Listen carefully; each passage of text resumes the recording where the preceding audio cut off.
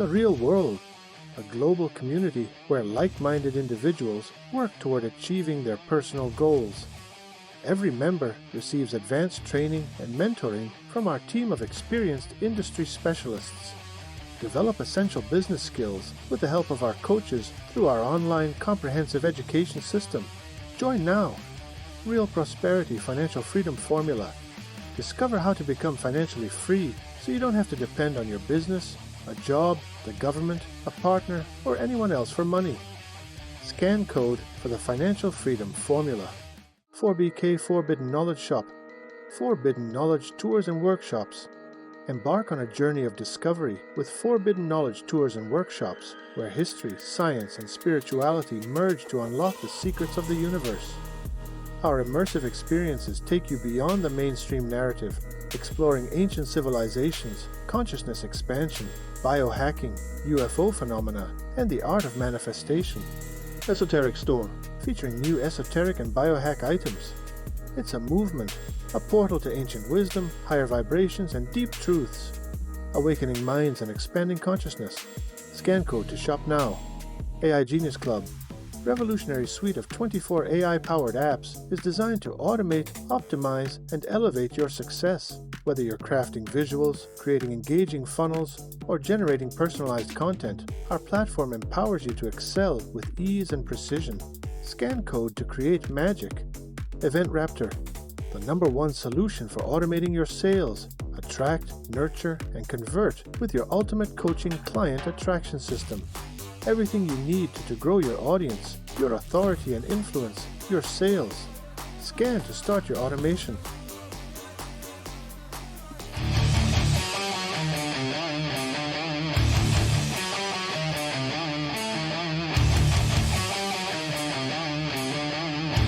Hey guys, welcome back to another episode of the Pain Point Podcast. And this is your hostess with the mostest, Nicole, and I'm coming back at you. What I would like to say before we bring our fabulous guests on today is to those commercials that you saw before and that you'll see after this podcast, go ahead and pay attention because those commercials and those sponsors are what bring this show to you for free. So you can get more solutions to your business pain points. Things like Event Raptor. You want to get listed? You can get listed for free as a speaker. Get seen, get heard, be visible, sell your products, brands, and services. That will help solve that visibility. Also, Event Raptor has this great CRM system, and you can reach out to all your besties, friends, family, folks, and frenemies. You can reach out to them all the time. Also, one last thing, check AI Genius out. It is amazing. It's a quick way to get scroll-stopping ads and some social media and have a little fun with that AI, get a little experience on, because you can go down that Chat GPT rabbit hole. This is a whole different AI, simple, easy peasy to use. So go ahead, hit that subscribe and check out the sponsor. So let me bring my great guest in. Cory, welcome to the show. Thank you so much, Nicole. And thank you for coming in, because we just connected. We've connected in a few spaces in a group in early morning, setting our intention for the day. It's a bit early, but I know you're an early riser. You're out there walking already. I'm still having my second cup of coffee, but what a great way to start your business and get out there, set that intention. But also we connected through the Control Alt Scale Summit. And that way I got to hear a lot more about you and your business. So would you, Cory, go ahead and tell our audience a little bit about you? Yeah, my name is Cory, and I'm from Michigan. Born in Chicago, but raised in Michigan and grew up here. And I'm married coming on 26 years here in 2025. And I have 3 young adult kids. They're all still at home, but my youngest, my daughter, of the 3 of them just graduated high school. So she's now going to be in the ranks of going to college also, along with my 2 older sons, that they're all still at home at this point and everything's going well. And for me, my background extends quite a ways back in that my dad started our family marketing business back in 1980. So at this point, it's been 45 years. And late high school, either junior or senior year, I started working with my dad. So if I'm correct in my timing, since it doesn't seem that long, but it's been a long time, that I've been working and now owning our family marketing business for 39 years this year. And then about 3 years ago, started looking at some of my passions in life because I felt like I was just on a treadmill in a sense, just in a holding pattern. And I also say holding pattern in terms because I have a private pilot's license, and that was huge in shaping my life in many different ways because I got my just a private pilot's license, non-commercial, back in roughly 91, 92, which is about 33 years ago at this point. So it seems like yesterday, but of course it's been 30 plus years. And a lot of things in my life were shaped around that time as I was starting to start off my life, try new things, and work with some of the insecurities that I've had most of my life.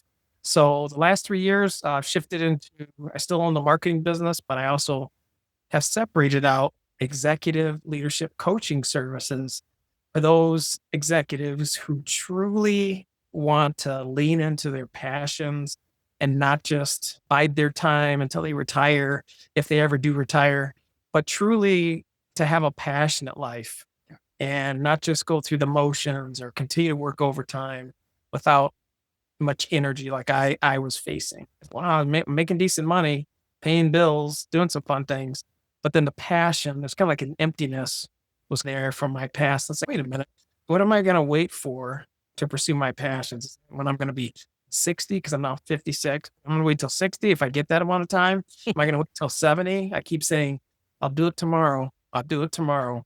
And I believe in one of the Rocky movies, it might have been the third Rocky movie, that Rocky was told there is no tomorrow. Like pretty much is only today.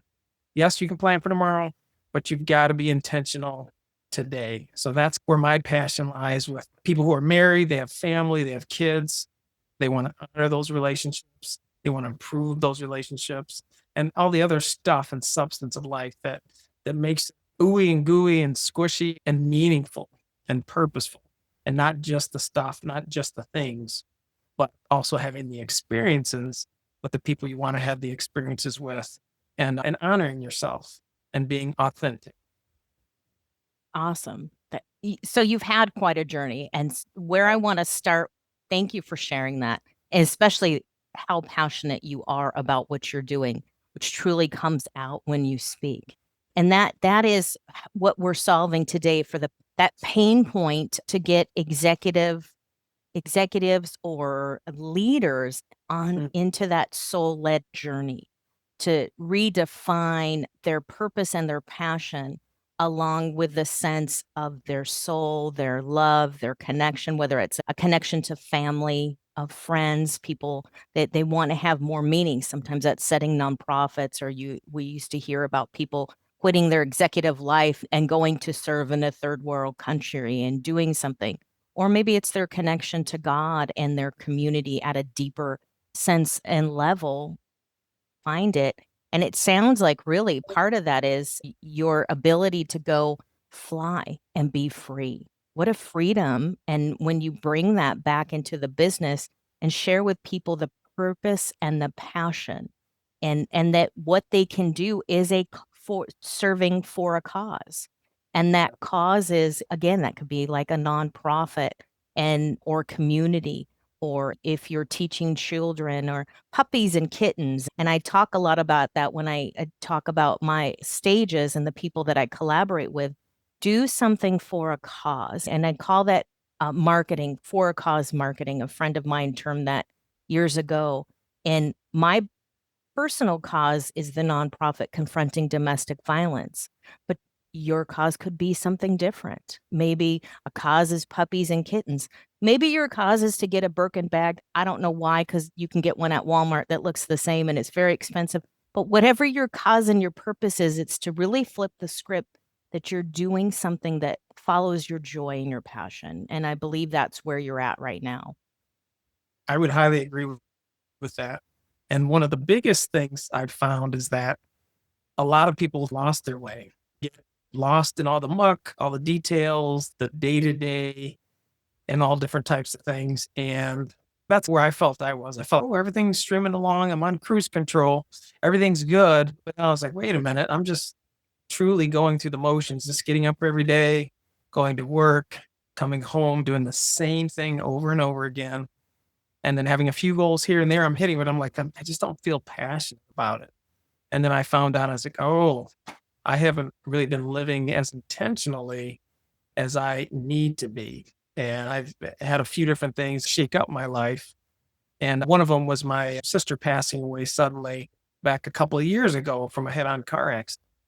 And it's something I don't really like to talk about too much, but sometimes events happen in our lives for a reason, and that we're not promised tomorrow, and neither are we promised to be with our loved ones and all these other things. And so I think really being intentional, because we only have so much time in our lives, not that we need to be running scared, but we just need to be, I feel, putting more value, more stuff in each moment of life rather than just saying, hey, I lived 100 years. What was the quality of those 100 years or each day?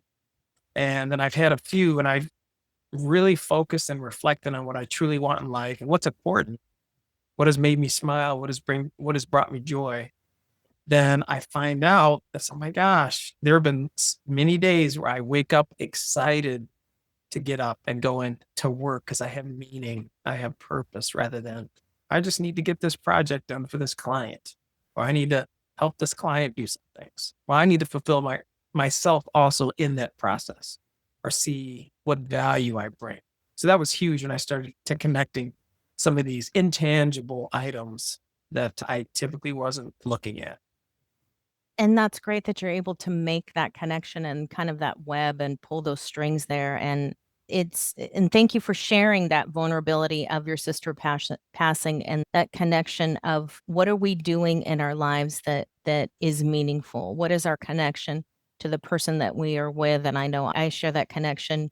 You made a pivot after her passing. My pivot was about the time that my daughter passed, and I was trying to soul search for a few years and having a better life and a better life for her, sharing that I wasn't going through the daily drudges of life, that I could be happy and be fulfilled and serve that purpose. And it is now is your time. What else are you getting back? Whether if you feel that this is your one and done, or that you live many lives, how are you living your best life? Because you can't take the money with you. I know there was a was it the Chinese gentleman or the king that had buried all the soldiers, the clay terracotta soldiers, and he had hundreds of them that were buried with him, and all these things that he was supposed to take to the next life that were guarding him. I don't know what his suitcase looked like, but that could be pretty heavy in the next life. That's a lot of baggage to take with you. But we can't, you can't take that. You don't even get to keep the meat suit. It's done. You get out of it. But you're sharing so well too, is that many clients of yours probably have that moment when they're doing that reflection of what have I totally accomplished, and I don't want to burn out, or maybe they have already hit the burnout spot. What's next? Because if you're hitting all these goals like you did and you're thriving, and now it's a family business, there's a lot of probably boxes and goals that you had for yourself, and maybe your family even had for you. But what is that accomplishment can look empty. So if someone's in that burnout mode, what's a solution for them at a leadership role? Yeah, one of the biggest things, because I know many people, they hang their hat, and I know a lot of people are changing this, but they hang their hat on the idea, wow, look at me, I'm working 60, 80 hours a week, I'm making it happen, I'm a go-getter. And they hang their identity, their belief, their ego on top of those types of things. But all that's going to do is continue to wear you out, because we're not machines. We want to be machines. We want to seem like the David Goggins, the rare person, or the rare persons out there. But we don't have to be that way if that's not maybe our calling or our passion to be that way. So I think it's extremely important if people take a step back and realize that taking time out and taking time away from activity, and now going into thinking and creative time, and also reflecting on their past, what's made them happy, what brings them joy. And sometimes that's changed. And that was one of the things I didn't realize. I kept some of my old dreams, which were no longer giving me passion anymore, and didn't realize I had the permission to change them. I just thought, nope, I got to finish this out because I was like a bulldog in many different things. Nope, if I do something, I'm loyal. I have honor. I'm going to keep to this until the very end. But that doesn't make sense in every situation. So I think it's important for us to truly reconnect and get back into what makes us happy, what brings a smile to our face. And one of the questions I ask people is that, well, a couple of different questions from different perspectives, but one of them is, what would you like to bring more back into your life? What would you like to see more happen? If you had an ideal year this year or 5 years from now, what would be some of those elements that would be more prevalent in showing up in your life? And that's from the positive side. And the negative, from the negative side, or not so positive, is the question of what types of things would you like to remove or have less of going on in your life? And for me, one of those was just going day to day. Oh, Monday, Tuesday, Wednesday, Thursday, Friday, same routine, and then hit the weekends, relax, do grocery shopping, do some other fun things. And then Monday comes back again. And most people dread Monday if they have that typical schedule. And some people work on the weekends. So it just depends on the person. Listen, am I going to do this week after week, year after year, decade after decade, which I did do. And I had my head down, but it was like, wow, I guess the best way to put it now is I'm more excited in the last 3 to 5 years about my life than I have been over the last 20 plus years. And like I said, I'm in my 50s and I feel a lot of people go to sleep. I know there's a saying, I forget who said it, but most people die at 25. And then because that's their dreams, they've given up on their dreams at 25 and they finally wait to be buried in their 60s or 70s. And I felt like that's who I was, just going through the motion, asking, is this all there is to life? Is this it? Achieve some financial goals, do some fun things, volunteer, help some people. But there has to be a little bit more to that. Why am I doing this? Why me? Why do I feel the causes that I believe in are important to other people? Instead of just taking, and I've told a lot of people this, my main goals were all built around finances. Well, I want to be a millionaire. I want to do this. I want to buy airplanes, motorcycles, go on trips.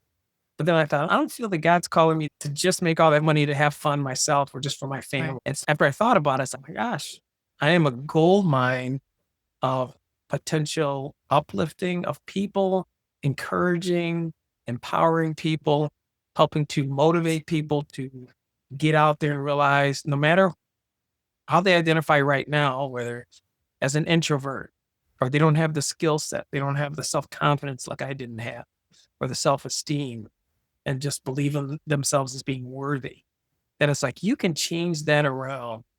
And it's not just fake it till you make it, but it's act as if. So one of my simple things is that if you want to become a pilot like I did, all I did was start taking pilot's lessons. I didn't become a pilot immediately, but I was doing the thing that would take me closer toward my goal of becoming a pilot.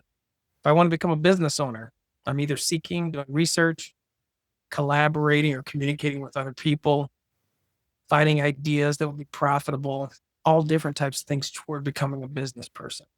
Then you are a business person. Doesn't matter how successful or how you fail, because you can learn from those failures. But if you're pursuing that goal and going down that journey, going down that path, that pretty much makes you that thing.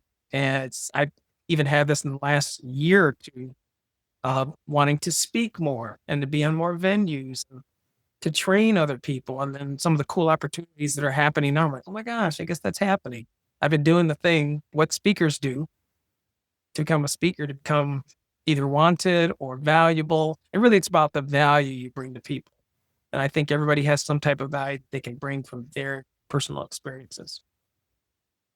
That's true. Everybody can bring a bit of value. And when you're ready to go back and start doing some community outreach, you can teach those values.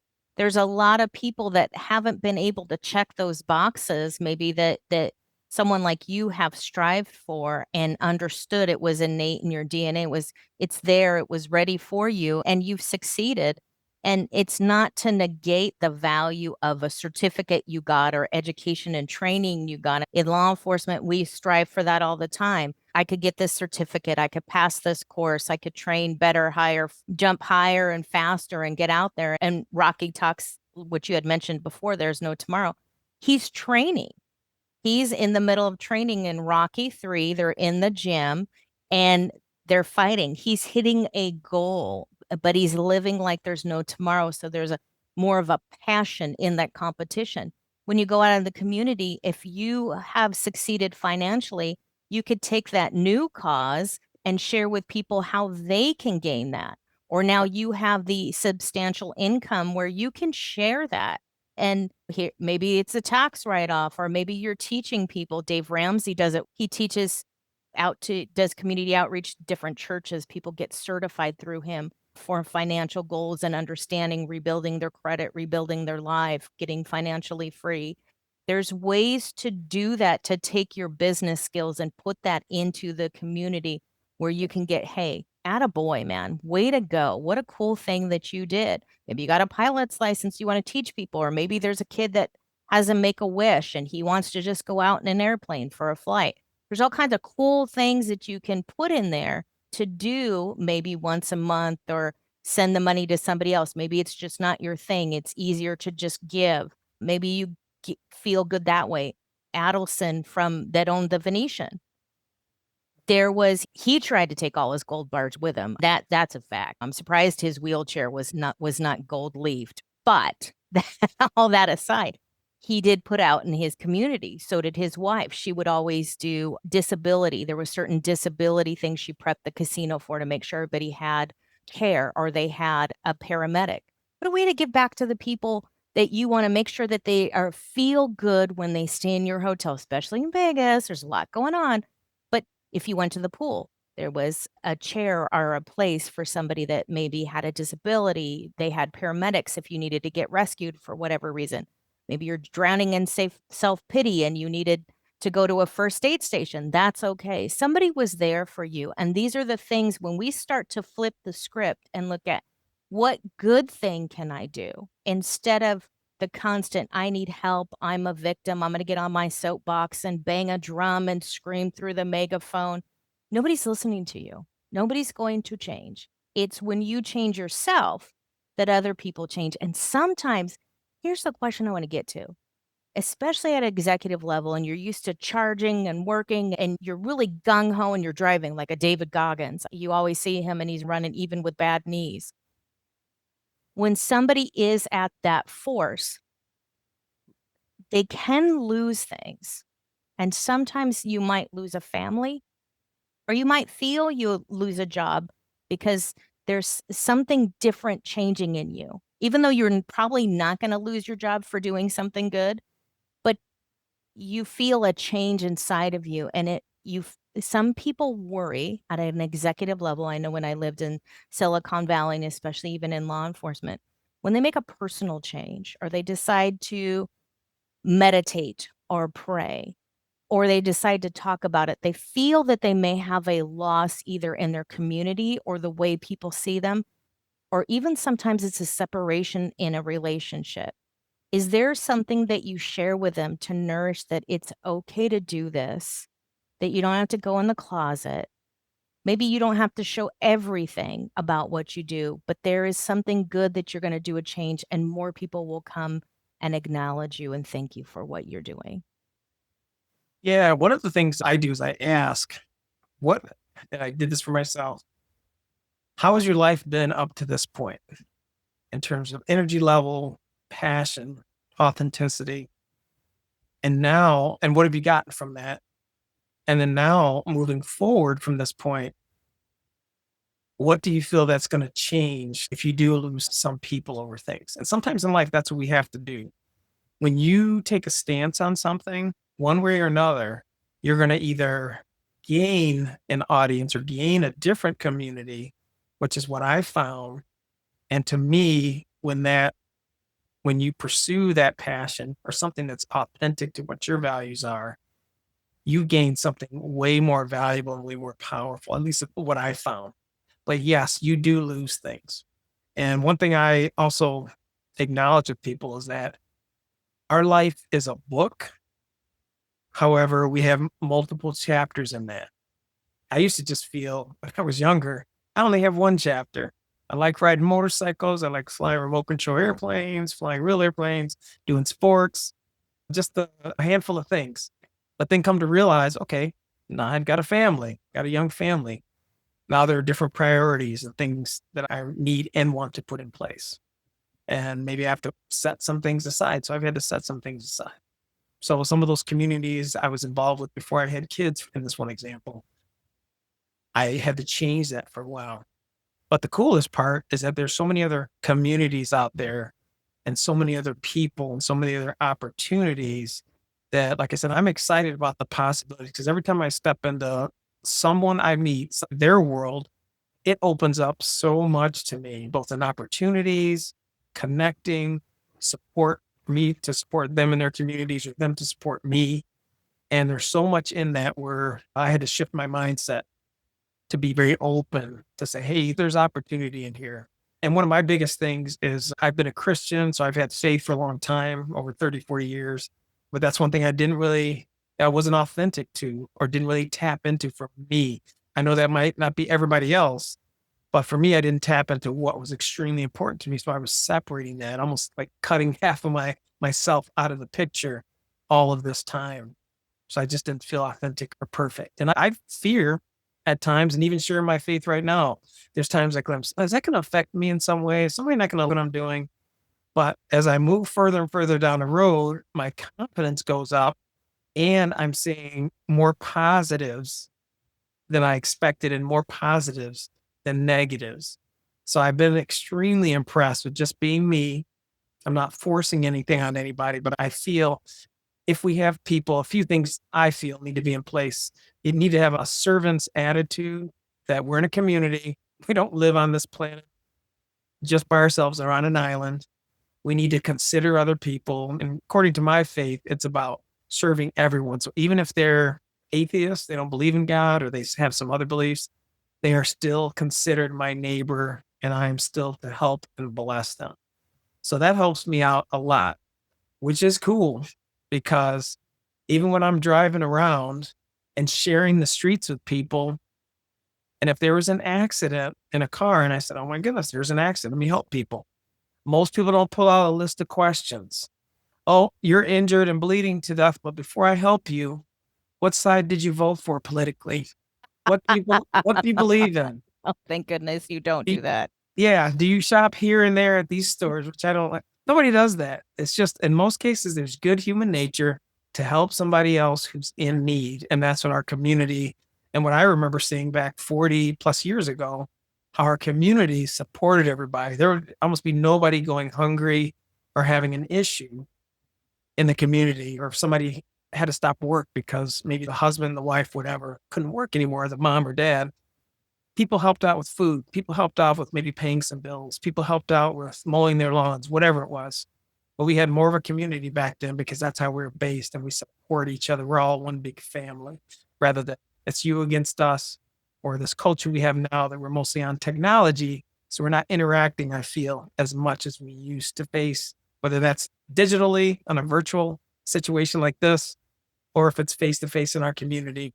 And it's just a small story that I just thought of too, that we've been at our place in Dexter, Michigan is where we live now. But we've been there for about 13 years, actually 14 now. It's been since 2011, but 14 years. And the community we're in before, we grew up in the Ann Arbor area where the University of Michigan is. But before we left the Ann Arbor area, when I walked the dog, I would say hi to everybody. Because number one, I'm an introvert. That's what I've always linked into, that I was quiet. I didn't have good self-esteem, good self-confidence, any of that. But I tried to say hi to everybody. And even then, this is a funny story to me. I just remember this again. I had to say hi to people, but there's a lot of people who wouldn't say hi to me. They keep their head down. They would keep doing what they're doing, so they didn't have to say, oh my goodness. And our neighbors directly across the street from us, when our kids were little, would never say hi to me. There was two ladies. And come to find out, I told my wife that. I said, oh my gosh, our neighbors right across the street that we've known for a couple of years, don't even say hi to me when I walk the dog. And my wife said, do you know who those are? Or one of those people? And I was like, no. She said, well, they're sisters. And one of them is my gynecologist. One is my doctor. So I don't know if she wasn't saying hi because she was the doctor and a gynecologist, little awkward, or if it was just everybody, which is pretty much what I found. And even at this neighborhood that we live in now for 13 years, I've had to do the same things. create a culture even during the pandemic. Hello, how's it going? How you doing? Hi. And I'm like, I'm gonna have to keep saying it over and over again. So every time somebody sees me, they know I'm that guy who says hello. But also too, that's helped me to build my confidence to take control and to create this community of people because I need that. Otherwise, I would just hole up and be by myself behind a computer screen in the basement or something, doing my own thing. Because that's not I've typically not been an extroverted type of person, but I have introverted qualities now and I have extroverted qualities. And I like being able to go shift into all of them, but the extrovertedness is where I've grown the most. I've seen the most excitement, collaborating, helping other people, and just having a new community or friends, whatever it is. And so now I can go just about anywhere, introduce myself, and not be worried about, as I hear my kids say, but I don't know anyone. I can't go there. I don't know anyone. And I see a lot of adults doing that too today.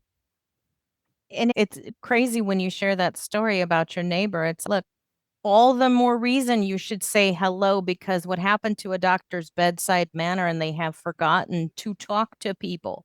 You are a doctor. You are connected at a different level to people, especially people in community. And you notice that things have shifted. People don't want to talk.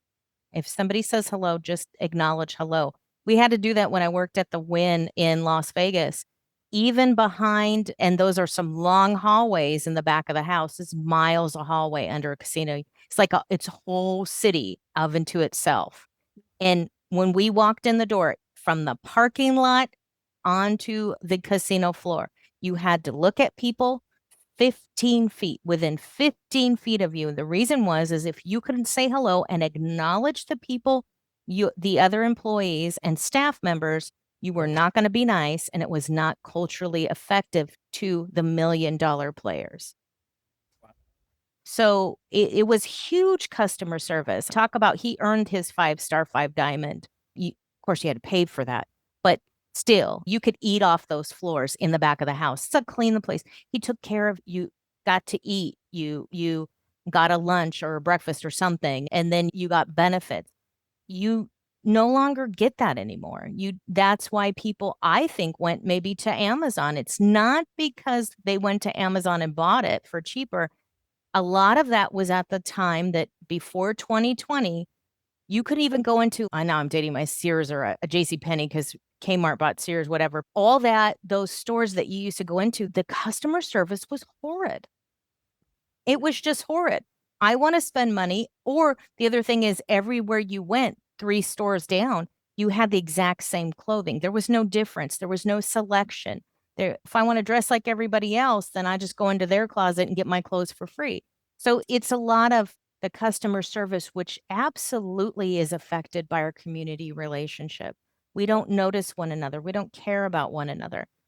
Or noticing your neighbor, saying hello, which gets you to that viral moment when we circle back to the accident. I'm the person that will stop. I'll stop for an accident. I'll take a look. I'll pick up the phone, but that's my first responder Girl Scout instinct kicking in. But everybody else is pulling out their phone for the viral moment. And it is such a shame. While you're filming, you can still make a call. Believe it or not, you can film and make a 911 call. But this is the thing where people go out alone. And if you do not have a community, a wingman, a partner, a coach, somebody that's going to serve you, even in a mastermind or as a leader, you need to delegate to your subordinates.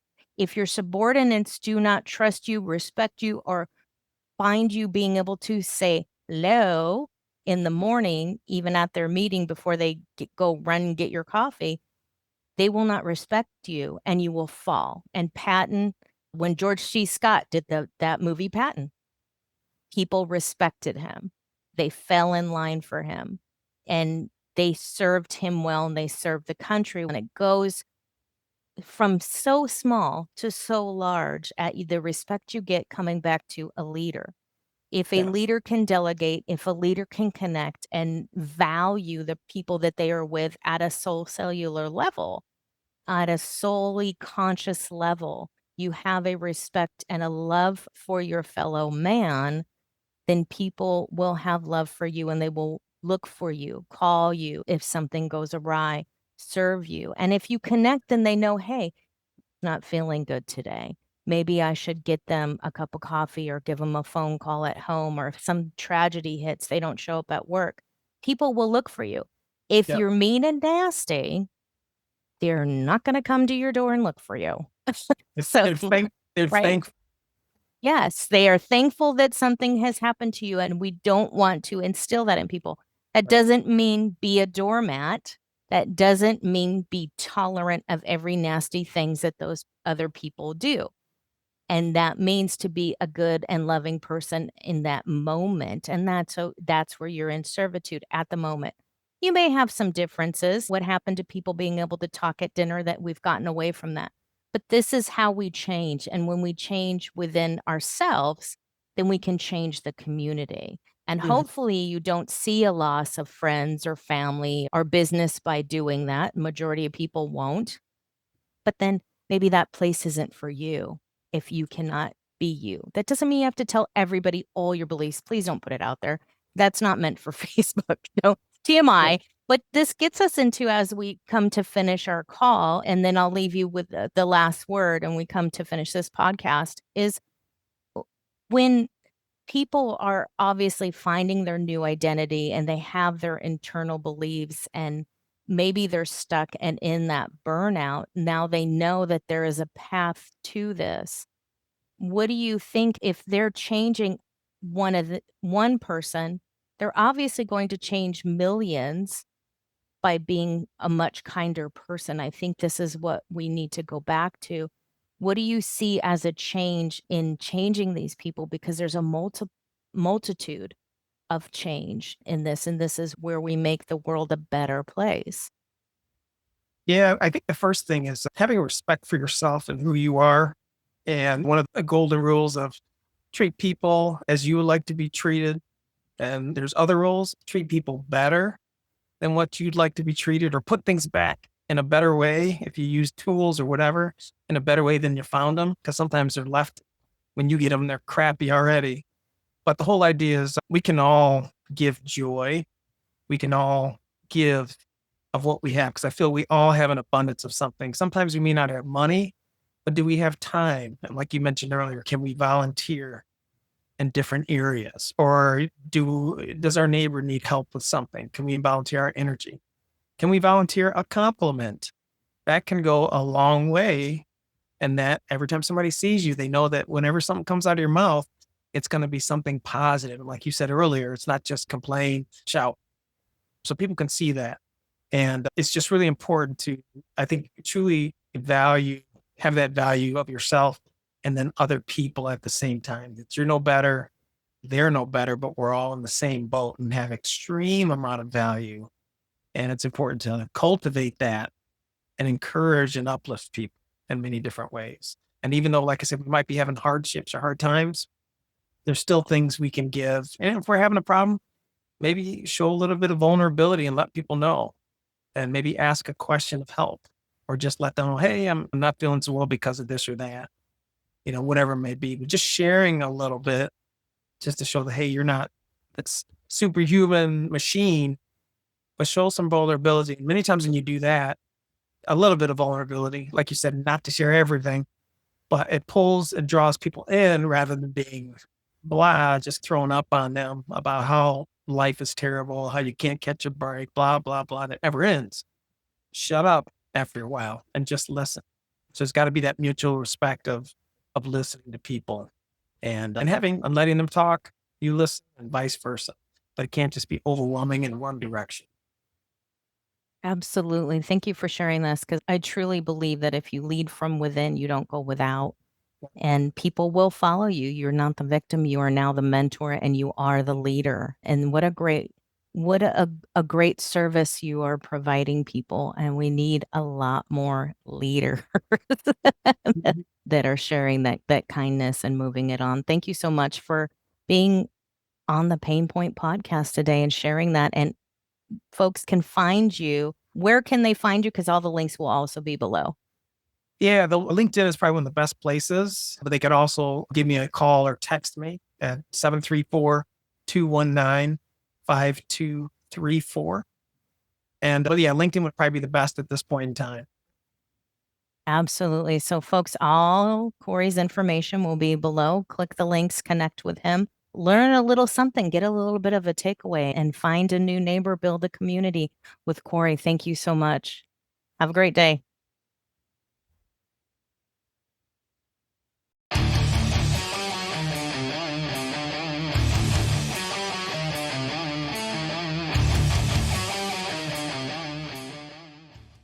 The real world, a global community where like-minded individuals work toward achieving their personal goals. Every member receives advanced training and mentoring from our team of experienced industry specialists. Develop essential business skills with the help of our coaches through our online comprehensive education system. Join now. Real Prosperity Financial Freedom Formula. Discover how to become financially free so you don't have to depend on your business, a job, the government, a partner, or anyone else for money. Scan code for the Financial Freedom Formula. 4BK Forbidden Knowledge Shop. Forbidden Knowledge Tours and Workshops. Embark on a journey of discovery with Forbidden Knowledge Tours and Workshops, where history, science, and spirituality merge to unlock the secrets of the universe. Our immersive experiences take you beyond the mainstream narrative, exploring ancient civilizations, consciousness expansion, biohacking, UFO phenomena, and the art of manifestation. Esoteric Store, featuring new esoteric and biohack items. It's a movement, a portal to ancient wisdom, higher vibrations, and deep truths. Awakening minds and expanding consciousness. Scan code to shop now. AI Genius Club. Revolutionary suite of 24 AI-powered apps is designed to automate, optimize, and elevate your success. Whether you're crafting visuals, creating engaging funnels, or generating personalized content, our platform empowers you to excel with ease and precision. Scan code to create magic. Event Raptor, the #1 solution for automating your sales. Attract, nurture, and convert with your ultimate coaching client attraction system. Everything you need to grow your audience, your authority and influence, your sales. Scan to start your automation.